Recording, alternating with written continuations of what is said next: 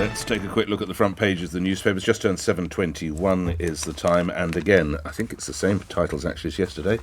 Go with health. For the Daily Mirror, they start their paper, they lead their paper with it, and they hit a picture of four past and one current Conservative Prime Minister: David Cameron, Theresa May, Boris Johnson, Liz Truss, and obviously Rishi Sunak.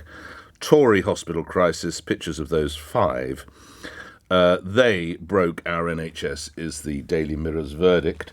For The Guardian, doctors condemn delusional PM after he denies crisis in the NHS. This is, of course, his official spokesperson indicating that this is not an unprecedented challenge. These are the spokesperson's words. This is not an unprecedented challenge brought about by a number of factors, most significantly the global pandemic.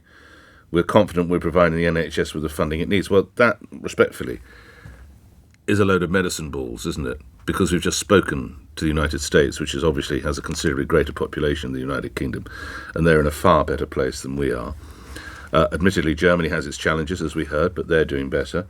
And while France would appear to have its issues, and they're sending in task forces, they're not routinely seeing people in cupboards in hospitals. So I think that's a bit of a phony excuse.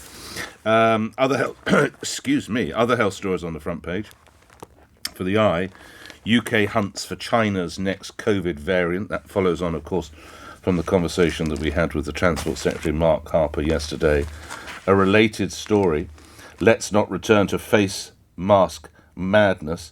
This, as you will recall, Mark Harper, the Transport Secretary, told us on this show yesterday that if you're feeling unwell, indeed he said if he was feeling unwell, he would make a point of wearing a mask. Front page of the Daily Express, which is also the front page of our website as well, LBC website. Hope at last in train strike, or deal close or within touching distance, so the combination of the two headlines. With all this going on, by the way, I got my Christmas cards yesterday, which was quite extraordinary.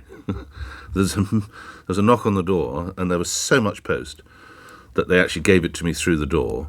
And there were loads of shopping vouchers from various supermarkets to get me all sorts of bargains at Waitrose before Christmas, and Sainsbury's. I could have saved a lot of money, by the way. Well, they were completely useless, and a lot of Christmas cards. So you can't send Christmas cards. You can't go to work. Grandma's going to be dumped at a hospital on a trolley as the ambulance takes off. And we've got the migrant crisis with a record number, a world record number. And Rishi Sunak, the Prime Minister, will emerge today to say that maths is at the heart of his vision for Britain. Well, it might help if those dolts Liz Truss and Kwesi Kwarteng knew a bit more about maths towards the September, October of last year, and landed us in the crisis.